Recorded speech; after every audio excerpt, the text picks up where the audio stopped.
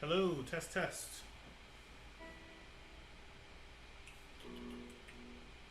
Looks like everything is working.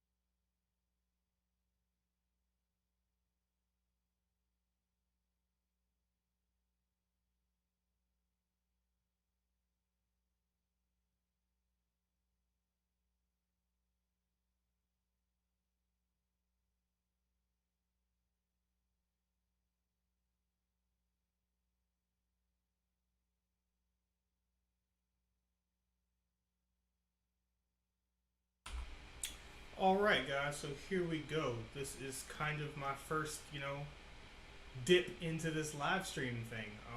We'll see how it goes going forward. But like I said, in the test stream that I did, oftentimes like I have ideas that I want to do for videos that I don't necessarily actually want to do a video for, but I just want to get my thoughts out here for.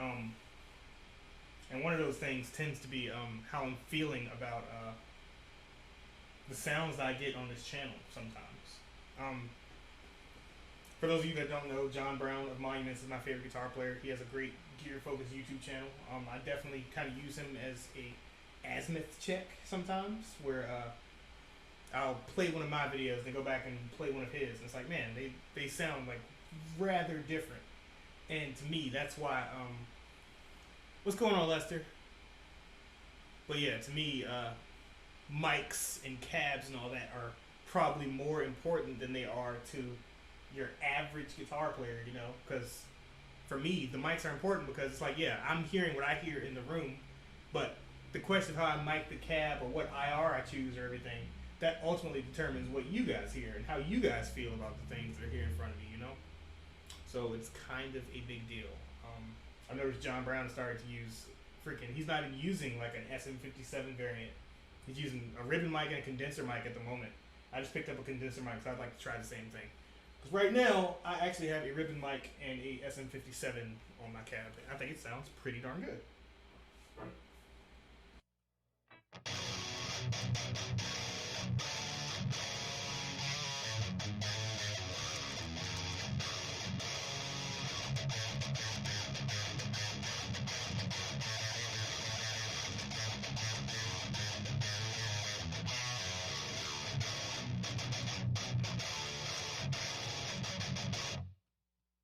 That is the question, Lester. How's the audio here? Everything sound good? Voice and guitar? But yeah, got an email today from Abasi Guitars saying that they're dropping the left-handed Laradas tonight, all in the same color, which kind of sucks. But I understand. $2,000 plus shipping. I'm definitely considering it. So I'm in this position now where I am the happiest I've ever been in terms of the amps that I own, between the KSR Artemis, Cherrytone Leviathan, Dover DA20, and then the KSR PA50 with the Synergy preamp system I have over there. I'm good. At this point, any amps that come in, they're basically competing for a spot in this here lineup. I'm not going to own more amps than this at the time. Dana, what's going on, man? Do I like these headless guitars? I do like the headless guitars quite a bit. At this point, all the guitars that I use are headless, although in that bag right there, I do still have my first guitar that I bought with my own money, which is the Schecter, Schecter Damien Elite 7? That's my only non-headless guitar that I own right now. And yeah, the headless thing, I like it quite a bit. It's just, They're smaller. I can move around with them easier. A little bit lighter weight, generally speaking. If you like the look, if you ask me, there is no downside to it except that you can't use a wall hanger if that's something that you like. Other than that, it's all positives, in my opinion. The only thing I don't like about the Larada is the pickups. You know, I get that. But my thing is, I wasn't a big fan of the Fishman Fluences either. But suddenly I have them in this freaking cheap Agile over here, and the modern sound at least okay. I have the Toast and Abasi Fluences in my Schecter, and I like the way that guitar sounds. In fact, let's go ahead and pick up the Agile since we're talking about the Larada guitars today.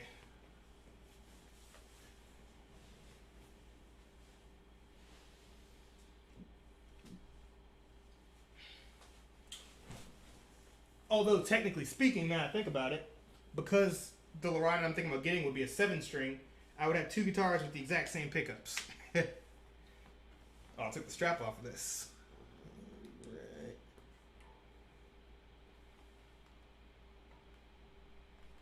But yeah, I do personally greatly prefer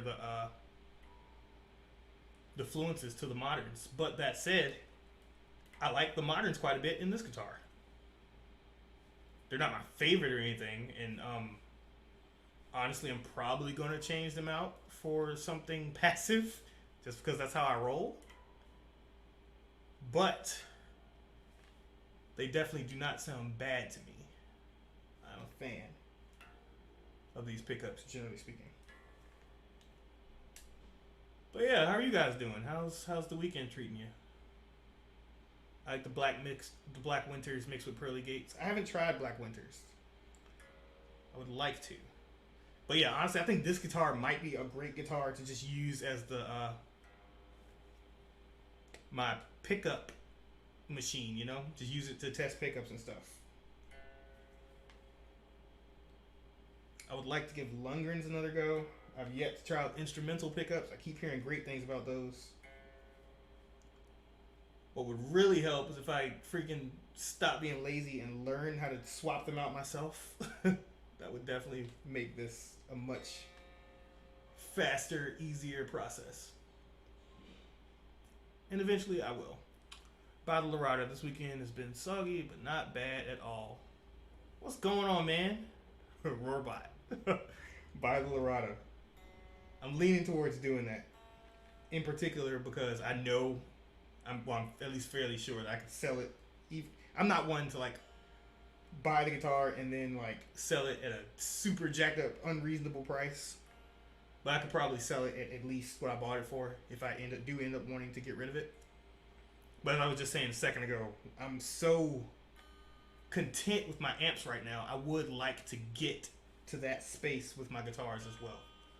I'm happy with my guitars, but that said, for instance, like when I pick up my Skirvison that I just had, that I was just playing a moment ago, it feels so much. I feel so much more at home on that guitar than I do on other guitars. It's like, other than wanting certain sounds, why would I even pick anything else up? You know.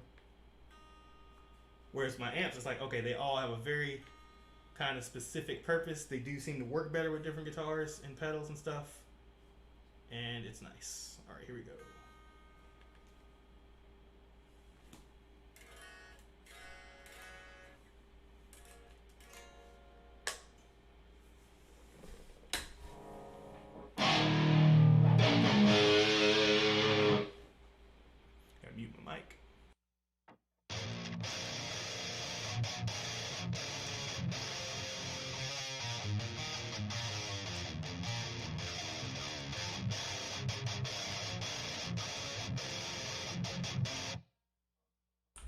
So yeah, for anybody that just tuned in, I just picked up this guitar because we're talking about whether or not I should buy the Abasi Larada.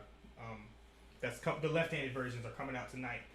If it's anything like the right-handed versions, they'll probably be sold out tonight. We'll see how that goes though. But yeah, I hadn't typically been a fan of the Fluence Moderns, although I like it in this guitar quite a bit for whatever reason. That said, I was a pretty big fan of the Toast Abasi. The Abasi Fluence pickups. They've always worked out a little bit better for me. Um, and yeah, I could kind of see myself rocking the Larada 7. So I may end up going that way tonight.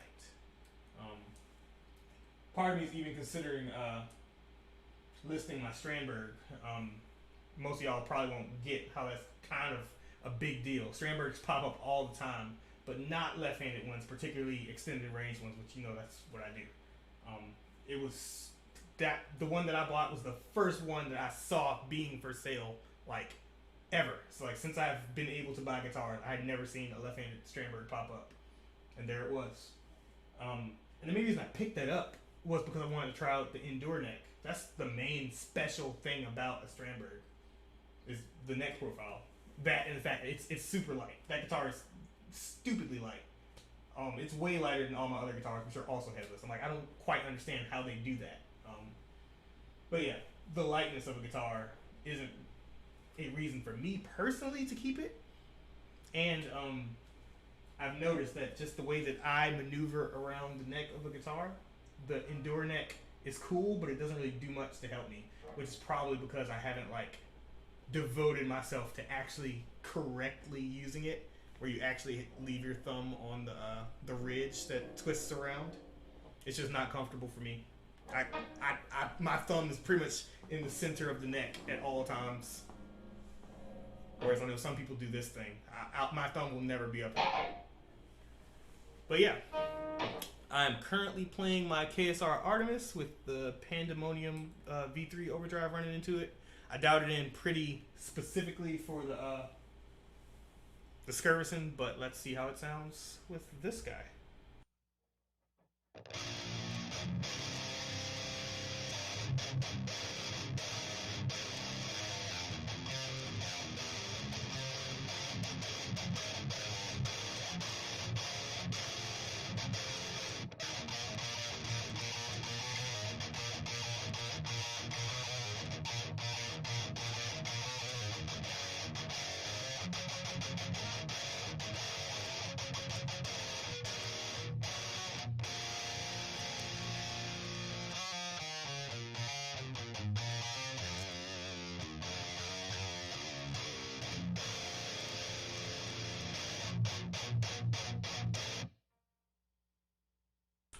How are my levels and stuff? We sounding good? The Endure neck is a design that actually works for me because my thumb bends backwards. Backwards how? Like here or here? Or you got one of those Toast and Abasi weird thumbs? Either way, yeah, I could kind of see that being a thing.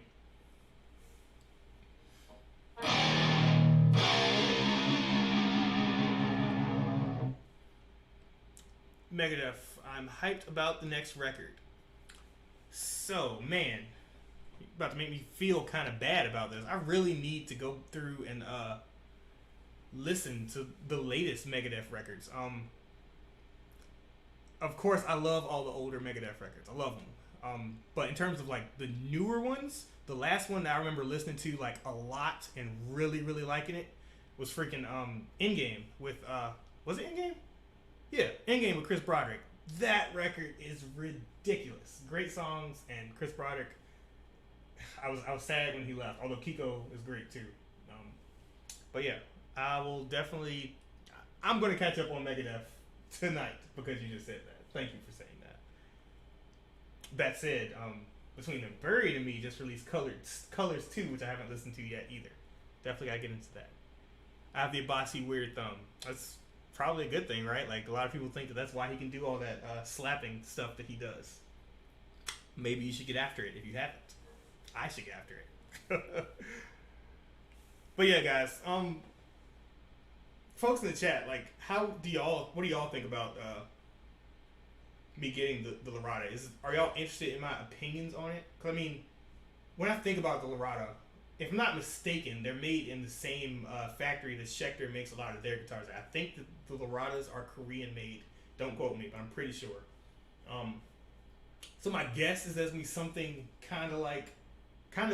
my guess is they'll be akin in quality to the Strandberg, if not maybe a little bit higher quality than that.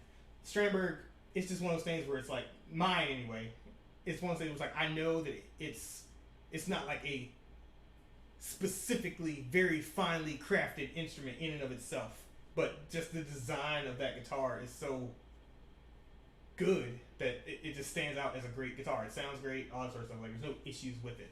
But that said, there's definitely, you can feel the quality difference between my Strandberg and something like my Skirvison. And I'm sure it'll be the same deal with a Larada Legion guitar. I'm pretty sure these are the Legion models. Probably something very similar to that. But that said, guitars don't have to be the super duper high end custom guitars for them to be great. I actually really, really like this guitar. Although, if I do buy this Larada, I may end up selling this guitar as well. But yeah.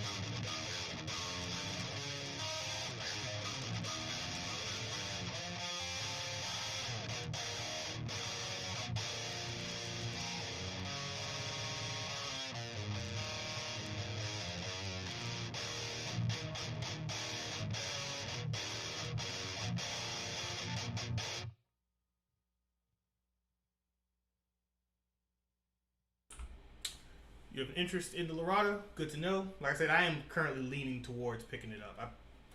Y'all know how I am. I probably will pick the daggone guitar up. But that said, let me. So I dialed in all these amps earlier with my Skirvison, but now here we are with a different guitar. So let's kind of flip through my amps right now. I kind of wanted to like demonstrate how and why I'm so happy with these amps that I have right now. Like I say, any amps that come in now are literally competing for a spot. I have one amp for each spot up here. Totally trying to keep it that way. I get stressed out when I have more amps than this, because I think about needing or wanting to sell them. Do you prefer Fractal or tube amps? What's going on, Dana? I definitely prefer a tube amp. That said, I think Fractal is my favorite of the digital stuff. I haven't quite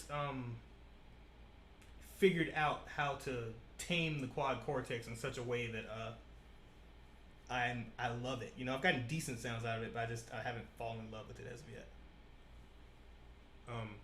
But yeah, in general, I do prefer my tube amps to the Fractal, but it's not like a huge differential. I think honestly the reason that is because I prefer the sound of a guitar through a cab than the sound of a guitar through monitors. And of course, you can run the Aspects through a cab, but it's still just not quite exactly the same. Given the choice, I'll always choose an amp over the Aspects, but it's not like a huge difference or anything. 7 or 8 string Larada. I'm leaning towards a 7 string Larada, and I say that because I'm just more comfortable on a 7 string personally. So like I play 7s and 8s exclusively, as y'all know. But I don't know what it is about the 8 strings. I'm just a little bit more comfortable on a 7. I've played them for the longest time out of any other guitar, any other number of strings on guitar. 7 strings is the ones where I'm most comfortable, and I'm definitely leaning towards picking up a 7 string because I feel like that will give me like the best comparison to other things. So like I still say probably my best guitar that I've ever played and ever owned is my Skirvison Shaggy 7. So I would like to be able to directly compare to that. Stuff like my Zen and my Black Hat, I feel like I feel like my opinion of them is kind of, what's the word? My opinion is swayed by the fact that they're 8 strings versus it being a 7 string. If I could turn all my guitars into 7 strings right now, except for like one, probably this one, I would do it because that's just where I feel super, super comfortable. Yeah, definitely a 7 string.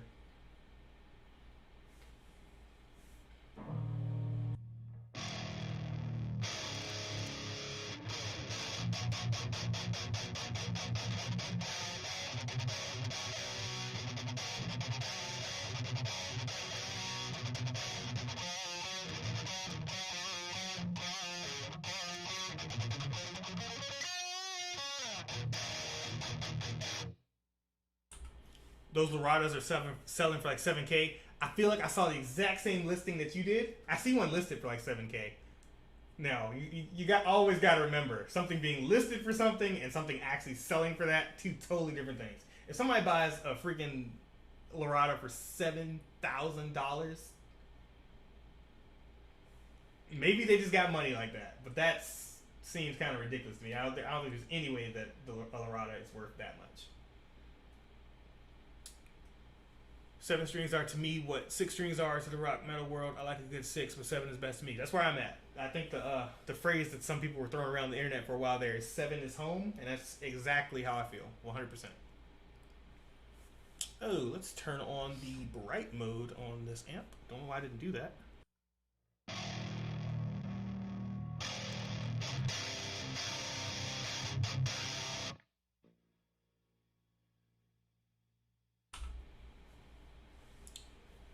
Dana, do you use a Scarlett? I did use a Scarlett for a long time, and it's totally fine. It's a I would never tell anyone not to use a Scarlett. I still have both of them hanging around here. I guess I might either sell it or give one or both of them away. Honestly, they're great workhorses. I love them. But that said, I'm currently using a Antelope Audio Zen Tour, which is enabling a lot of what you're seeing right here.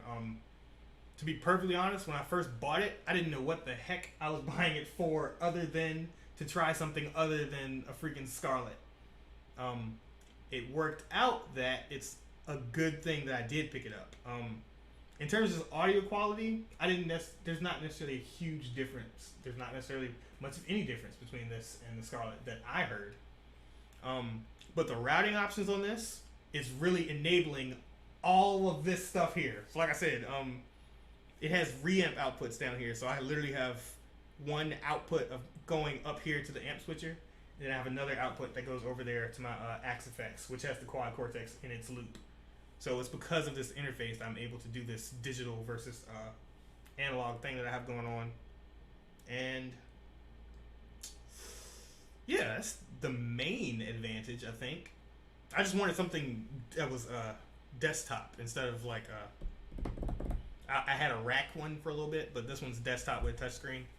So, long story short, nothing wrong with the Scarlett stuff, particularly sound-wise and quality-wise. I always felt like the Scarlett was very reliable just for recording stuff. It worked great. Totally fine. Unless you identify a reason why you might want to get a different interface, Scarlett is totally fine, particularly the newer generations of them. I saw Ormsby in 4K. Ormsby 4K? Yeah. I don't know too much about Ormsby. The main thing I think about is the fact that I just think they're super, super pretty guitars. I guess that's one thing that I don't have yet that I was kind of interested in picking up was one of the guitars with the Black Machine style headstocks. You know, it's like a all-in-line headstock, but the strings like float to the end. I think that those look super, super cool. Do you get anxiety with all the cords plugged in, laying around? Drives me crazy on my home setup. My cable management is not perfect, but it is a lot better than it was. Way better than it was. No, I don't get any anxiety about cables or anything anymore because all the cables are behind the furniture. So it's like, yeah, if I gotta walk around behind my amps or something, I may have to, tap dance a little bit, but there's no amps over here. Like, I mean, no cables in front of me or anything other than my guitar cable. So yeah, I feel pretty accomplished. This is the first time since I've been doing this thing that I've had this much organization of my cables. Not that it's, a huge amount or anything, but it's totally fine. Yeah, I would definitely love to try an Ormsby at some point. And some things have led me to kind of consider the idea of reaching out to Ormsby. I've seen at least one smaller creator that they've I don't know. I think that they've sponsored her. I'm pretty sure she got either a free or at least cheap guitar, but I tend to shy away from stuff like that because I try to be unbiased, as unbiased as I can on this channel. I can't wait for the day when everything is wireless. I kind of agree. I've used the wireless system once before, just in the comfort of my own home, and it worked pretty good. but it's kind of more trouble than it's worth for me right now, anyway. But yeah, let's do some amp switching. Get these, excuse me, bad boys powered up. We'll leave the synergy system out of it today, but suffice to say, I really like it. I think it works out very, very, very well with the KSR PA50.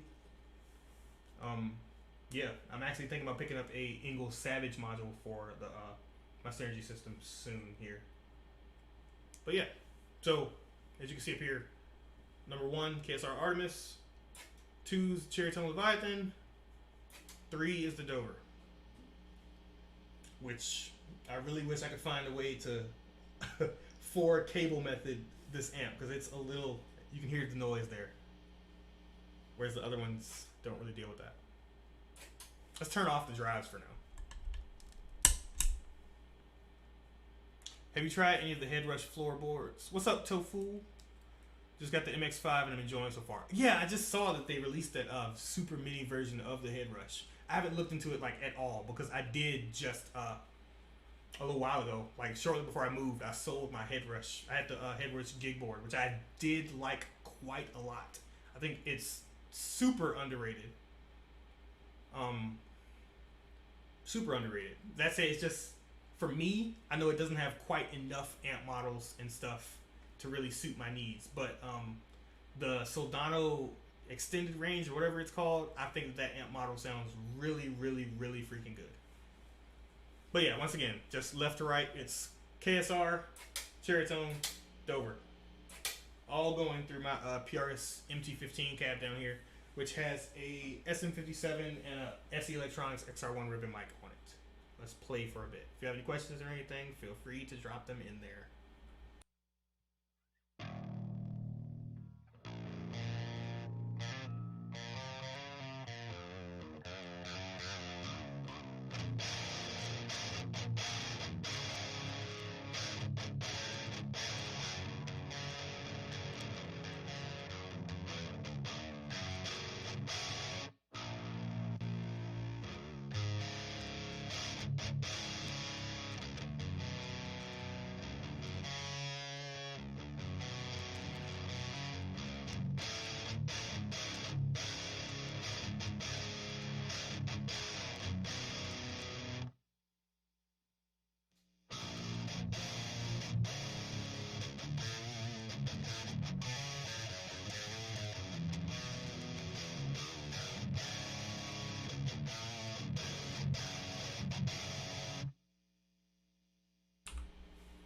I have a Bugera 1990 Infinium. Yeah, so I'm actually at least fairly interested in the Bugera stuff. Yeah, I don't know. I would definitely try them given the opportunity. What do you think about it? Like, how do you like the 1990 that you have? Nice table. You talking about the desk? Yeah, this thing has been a freaking lifesaver. Like I've said a couple times on the channel before, man. Like I had what I call a family reunion table for a desk that whole time, for like pretty much the last year of my channel before I moved here. It was just a plastic table that had a elevating standing desk on top of it. I set my laptop on it and I went to work. It was cool and everything, but it kind of sucked. It is hot in here.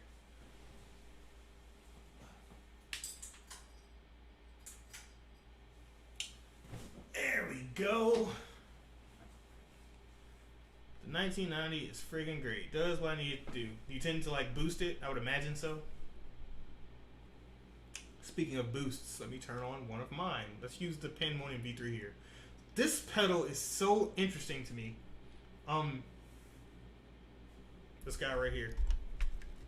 So, y'all know I've been doing this for a minute. I love overdrive pedals. I've played with a heck of a lot of them. I'm kind of an overdrive pedal hoarder at this point.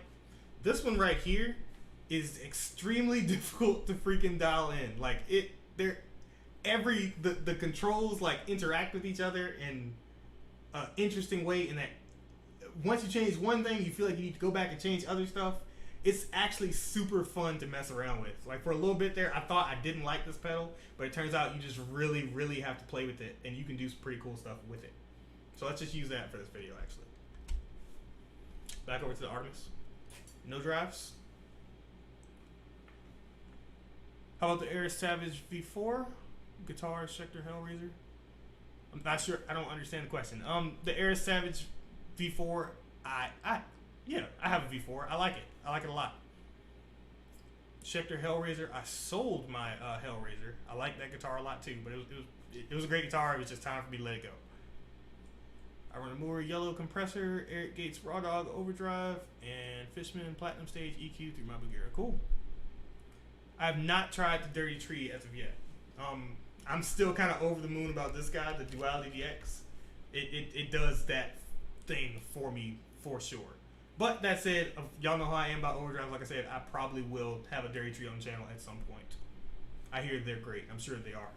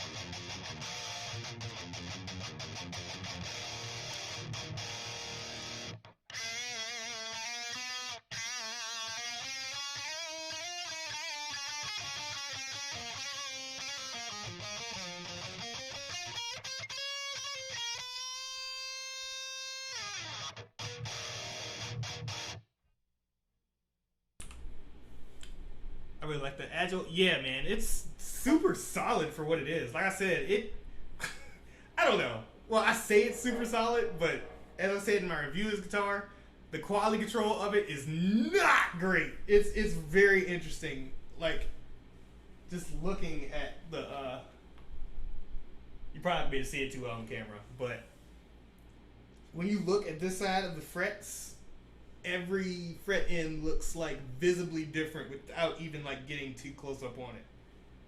Not ideal. And the wiring is ugly. But all that said, I do like this guitar too. Quite a bit actually. And it sounds great, it feels great. Those are the things I care the most. Sounds great, feels great, is of good value. For $1,000, not a bad guitar. Strongly considering swapping out the pickups within this guy. Although I like this has made me a believer in the moderns. Definitely sounds pretty good. You find the Dirty Tree is a little bit more angry sounding than the Duality. That is interesting to hear. But I could see it.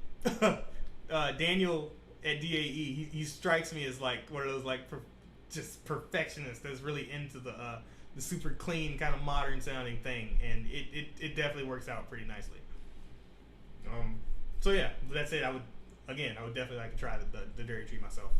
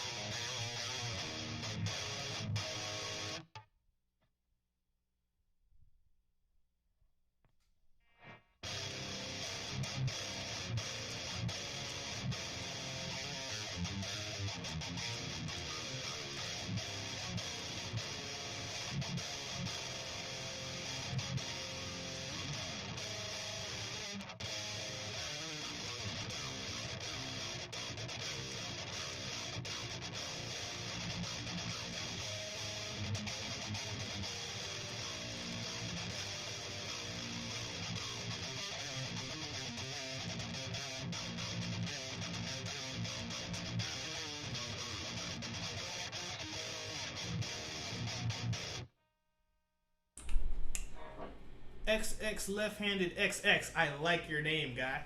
Have you ever tried the Seymour Duncan Nazguls? Any thoughts on them? Have I? Did I? I did. I did try the Nazguls. They were in my Schecter Avenger C8. So interesting to talk about opinions on gear that I had way back in those days. Because I don't even kind of trust some of my own opinions from like the very first like couple of months. No, that's not true. I do. So yeah, I had the Nazguls. At least in that guitar, they didn't seem like they gave me enough cut. So I was using that guitar that had the Nazguls in it with my band when we were playing live in DC. And I always felt like whenever I played that guitar, I wasn't cutting through the mix as much as I would like to. But I really think it was that guitar itself, and the guitar was just dark. Because I swapped out the Nazgul with the freaking Lundgren M8, and I didn't like that either. So now I'm like, alright, I would really like to try the Lundgren M8 again.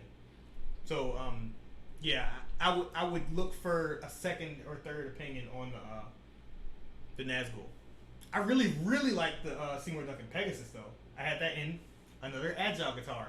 Funnily enough, man, every Agile guitar that I've had has sounded phenomenal. Like, even with their freaking stock CPS pickups.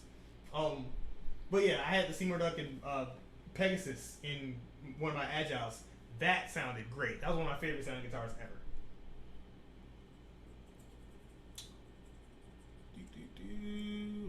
Oh man, gotta catch up here. Have you ever? Yep. Do you have any favorite effects? So when you say effects, do you mean like something other than overdrive or distortion? Because interestingly enough, I mean, I don't use too much other than that. Like I'm for the most part a straight in, I just want the tone type of guy. In terms of like reverbs or octaves, delay and all that stuff, I always just use whatever modeler that I have around, and that works totally fine. The Aspect 3 does great. The Quad Cortex does awesome for it. And just something aside that I want to mention about the Quad Cortex. I'm probably going to do a stream just like this one day, comparing the Aspects and the Quad Cortex, because that is such a rabbit hole that it's just difficult to make like a good video on it, in my opinion. But that said, my favorite thing about the Quad Cortex so far, other than the captures are cool, is probably the bass tones I've gotten out of the Quad Cortex. I love messing around with bass tones on the Quad Cortex. I think they sound really, really good. You should buy a Boss Metal Zone. I probably should buy a Metal Zone. I've never owned one. I love the Alpha and Omega. Sounds great. Yeah, those are Mark Holcomb's pickups, right? I would definitely give those a shot. Pegasus Sentient's kind of lame on a thin 8-string Ibanez. I could probably see that. Yeah, you definitely want some. I agree with you, want some girth on an 8-string. Like guitars don't do well with lower strings. Mad sus. Yep, this has some heft to it itself. This has definitely been a pretty great sounding 8-string, like I said, even with the freaking moderns in it, which I have typically not been a fan of.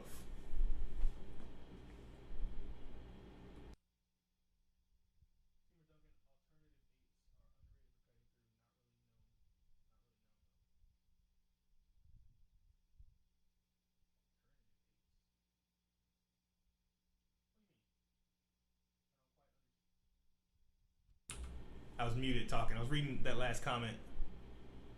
Seymour Duncan alternative 8s are underrated for cutting through. Not really well known though. I'm not sure what you're talking about there.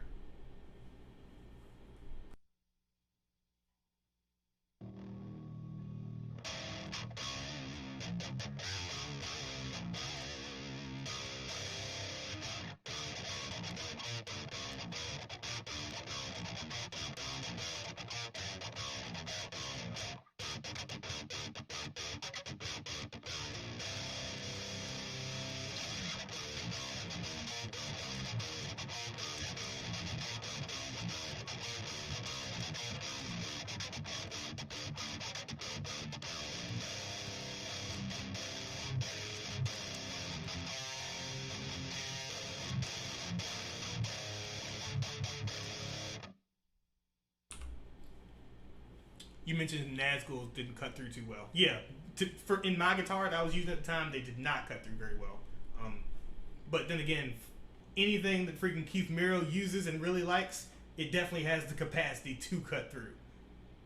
So for sure, like it. Right now, my opinion on those is just, hey, you might need to, try them, and you very well may like them. They weren't for me in the guitar that I tried them in. That's why pickup. It sucks talking about pickups. It's so hard because every guitar is gonna be different. Like I hated the moderns in my Black Hat, but they sound pretty daggone great in this guitar. But yeah, let's just focus on the Artemis and the Cherry Tone for right this second. I want to jump back and forth between those. Once again, the Artemis is on 1, the Leviathan is on 2.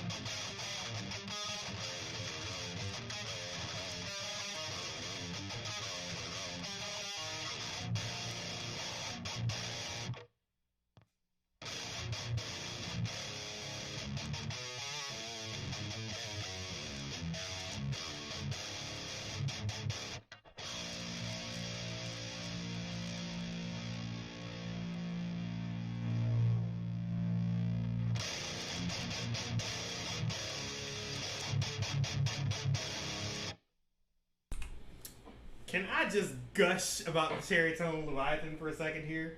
Jesus Christ, man. Like, I'm so in love with this amp. It's just so good. Particularly for the price. Like I said, again, part of my theme for the stream is I'm just trying to emphasize just how happy I am with the 3 amps that I own right now. Plus the KSR P850.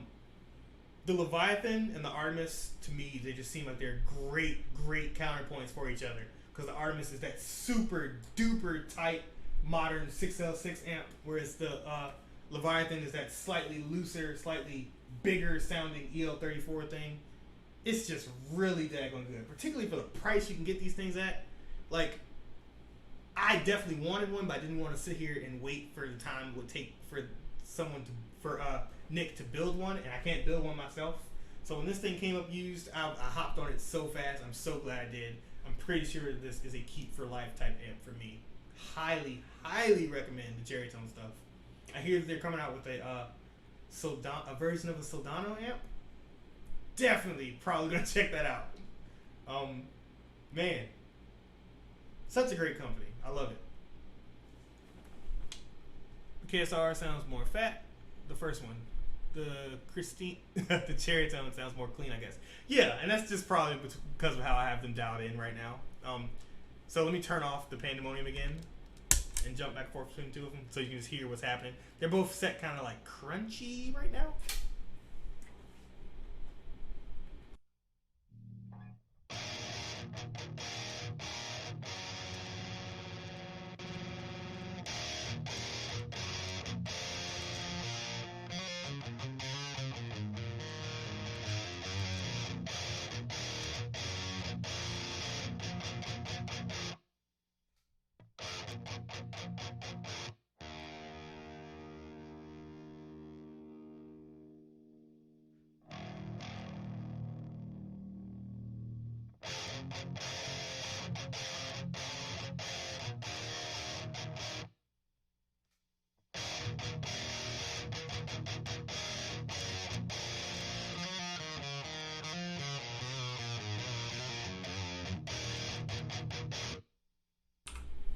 Biased because you played through a Gemini?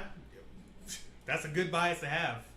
KSR, KSR is probably my favorite overall company in the game right now. Ever since when I was a little kid on YouTube, and couldn't actually play any of this stuff, just the look of the KSR amps, I was like, I want to own one of those one day. And it started off with the series, blew the freaking Apex preamp out of the water, and is just still to this day one of the best sounding devices as you can have. So glad that I got this Artemis, and I'm glad that this desk was partially purchased just to hold on to that Artemis in a way that I could get to it very easily, and it's doing a great job at it. I love the Artemis. I love KSR. Just great sounding stuff. It's smooth sound, but has just the right amount of rough. I'd love to get a Mighty Marshall style one day. Oh yeah, Gareth. Particularly as a fellow KSR owner, I really think that it's a great thing to have along with the with your Gemini. It would be a great thing to do. And I recommend Cherry Tone for sure. I was torn between when I was going to order one new, it was either going to be a Leviathan or a Gargoyle, because I very much enjoyed my Fort and Sugar while I had it. But that said, again, that type of stuff is what stresses me out. It's like, man, this amp is great, but selling it, I can pick up 2 or 3 more things for the channel. This guy, I don't have that problem. It sounds just as good. Honestly, I prefer this amp to the Meshuggah, just at least a little bit. And it's not like burning a hole in my pocket, I feel no burning urge to get rid of it for something new. It's just great. Perfect. Value-wise, this may be the most valuable to me thing in here. In terms of the bang for your buck, the Cherry Tone amps, you can't really beat them, And some people, I think, take issue with Cherry Tone because they feel like they clone other amps, but they clone stuff like Dumble amps, which cost tens of thousands of dollars. And it's like, hey, I'm sorry, they don't make those anymore. Do you want something that works similar to it at a decent price? Yeah, that's freaking the market. You can't be mad at that. And this guy, which is supposedly modeled after the Butter Slacks, it definitely has features that the Butter Slacks doesn't have. So it's not like he just straight up ripped it off and didn't do anything with it. For him to add features and have it be cheaper, I can understand how people are upset at that, but what you gonna do? I know what I'm gonna do. I'm gonna buy one.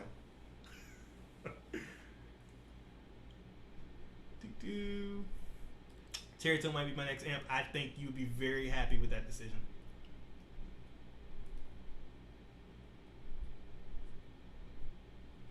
I find that KSR isn't particularly super high gain or saturated when compared to some others, but when you boost it, it gets so mean. Yeah, so when compared to some others, yes, but I would say it is very high gain and saturated when compared to a lot of others, and definitely when you compare it to some of its competitors. So the way you said that, I probably wouldn't even attribute that to KSR. I feel like KSR is super saturated and high gain. The one that surprised me were the Rev amps. I've only owned for a little while the G20 and the 740, the generators, and without a boost, they didn't quite get to what I wanted them to do in terms of high gain and saturation and stuff. Well, the 740 did, but even still, I felt like I was fighting with it sometimes. But yeah, that's beside the point. I still love Rev amps. I would like to have a full-on generator in the studio at some point. Though they're definitely cool guys. They're doing great things. It's just so far, those amps have been things that I love the sound of them when other people play them, but I haven't fallen in love with it when I play it myself. Unfortunately. Same thing with the freaking G-Series pedals. It's like, I really want to like this, but I don't. That I can say. It's like the Rev, the G3 and the G4. For whatever reason, I just have not been able to get myself to enjoy them very much. I would like to. I was thinking I get a Ford amp, but now I'm really considering KSR. it's kind of funny. Like when I think about it, like how much were they selling Meshuggahs for from Fortin itself? It was like $3,333, right? I don't remember exactly how much I paid for the Artemis, but I want to say it was somewhere between 3.5 and like 3.8 or something, which is of course more slash right up there with the Meshuggah. I think people's issues with Fortin amps have been that stuff like the Meshuggah is just really, it's a super simple plexi style amp, you know. But now look at something like the Kali. That does actually have a whole bunch of like features and stuff to it. But it's nowhere near as much as something that you'll get on a KSR. Look at this thing. It looks like a daggone cyborg or something from the future. And yeah, just in terms of how much you can get out of it, the Artemis is like way ahead of anything that I've seen from Fortin. Although, don't get me wrong, I love the way the Meshuggah sounded. I really want to try Kali. But yeah, they don't consistently make amps, you know. If they did, they had like oh wait, what am I talking about? The Sigil. Sigil was great. I love the Sigil. But it was between the Dover and the Sigil for me. I mean, you could have kept either one and been totally happy with it. The Sigil is a great amp. And I think is a great value too. I liked it like far more than the PRS MT15 personally. But yeah, you can't really go wrone with either. But personally, KSR is the way that I would lean. Definitely have my eye on Cherry Tone as well as Splon. Yep, I've heard great things about Splon. Haven't tried one myself, but a few of my friends really like those things. I'm actually comparing it to my Rev 120 Mark II. The Rev is definitely more saturated in my opinion. Also stuff like the EVH what I was talking about. Yeah, EVH is where my mind went. I was like, yeah, the KSR is not as just rip your face off as like a 5153 is. And yeah, as far as the Rev thing, like I said, I think that I might be missing something because I haven't played any of the full big boy Rev amps. The G20 definitely. I'm like, no, there's no way that this is representative of what the Rev sound is. Can't be. The 740, I feel like maybe, yeah, it could have been, and maybe I was just missing something there. But yeah, Engel Fireball rips. I would like to try an actual Engel amp. I think, like I said, one of my upcoming purchases is definitely going to be a Savage module for the synergy system that I have over here. The Engel Savage Mark II is an amp that I definitely wanted for quite a bit now, but I don't really see myself picking one up. We'll see how it goes. But yeah, back to jumping between the Artemis, which is on 1, and the Cherry Tone, which is on 2. And I have my Pandemonium Overdrive on here.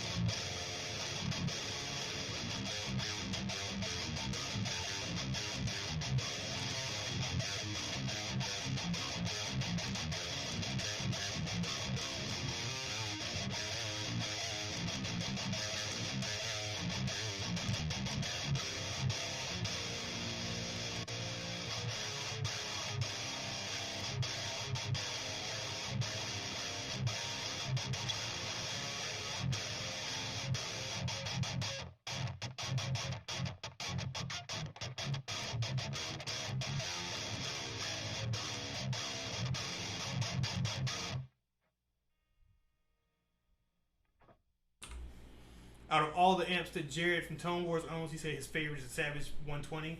I could totally see that being someone's favorite amp. I know quite a few people who that's their favorite amp. That was not the Mark II, but the Savage was Ola England's, or at least one of his favorite amps. It was his main amp for a while.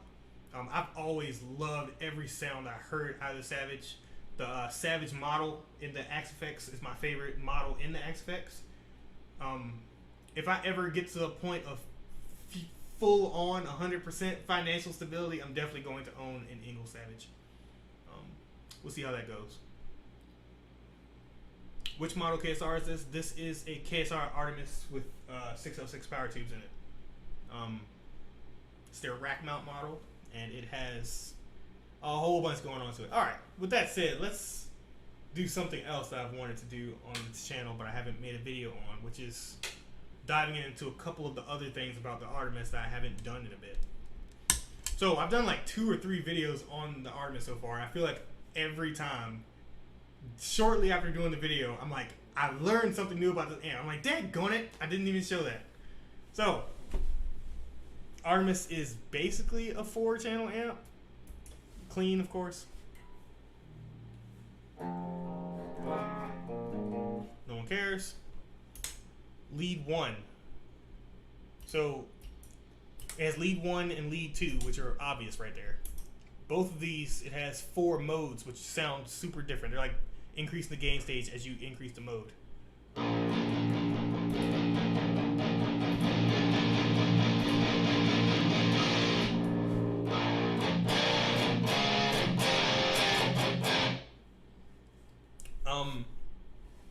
Lead 2, similar thing. It has the same 4 modes as lead channel 1. The main difference here is that the voice switch here does slightly different things on channel 1 and channel 2. But what's cool, so we were just talking about Fortin amps a minute ago. What I was mostly super interested in with the Fortin amps was stuff like how they have things that are like on, like the Randall Satan, how it had that I forget what it was called. It was like low end of the gain. It had 2 gain switches, 2 gain knobs that worked simultaneously and concurrently. There was like a gain for the lower end of the gain, and then there's like an upper end gain. You could increase and decrease both. Super cool. I always liked the idea of having 2 gain controls that you can blend in an amp. I was like, it would be super cool if the Artemis had something like that. It does. I was just stupid, didn't realize it. So on each of these channels, we'll look at channel 1 here. Once you get to mode 3, so this is mode 1, this is mode 2. I spend most of my time here. But once you get to mode 3 and 4, that's the purple and the red, there are 2 gain controls that are active here. Wife? Hello, wife. It's Denise. You want to come say hi? No. Denise doesn't want to come say hi, but you know, she cares about you guys. Huh? I'm alive. I smell food. Did you cook? Yeah. Okay. No, I'll be in there soon. Give me about 5 more minutes. Denise made food. I'm going to go eat it shortly. But yeah, like I was saying, there are 2 gain controls that are active on. So looking at channel 1 and channel 2, they both have a gain control. But then off to the side, directly below the input jack, there's another gain here. When you're on mode 3 or mode 4, both of those gains work.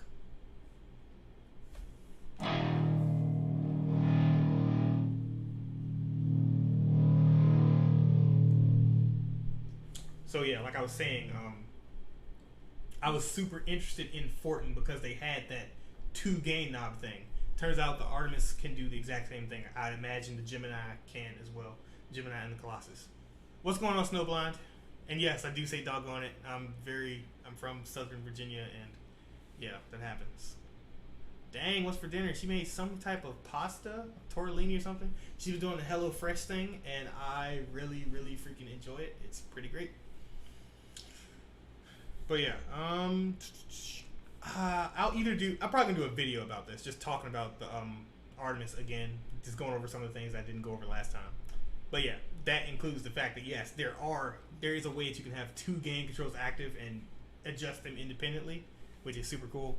And then the other thing I hadn't realized is that there's a crunch channel, which is super freaking great sounding. So when you go to lead 2 and you press the lead 2 switch again, you get red. But this is not the same red you were looking at a minute ago. This is the crunch channel.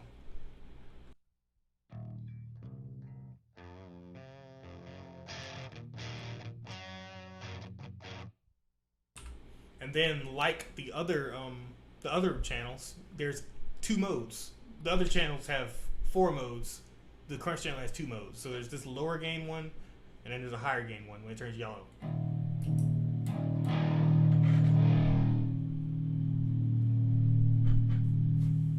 And if you'll remember that third gain knob that I was telling you about, that's the gain knob that this channel goes to.